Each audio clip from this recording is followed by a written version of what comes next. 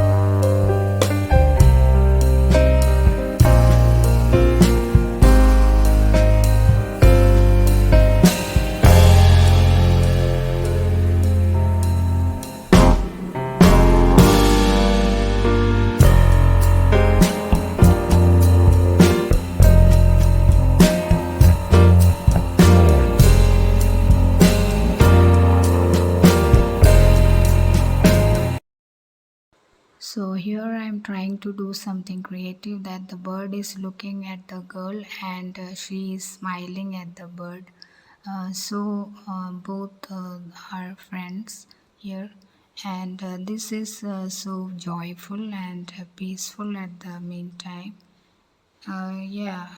If you found this video helpful and if you like the video, please like and subscribe to my channel. Thanks for watching and happy painting.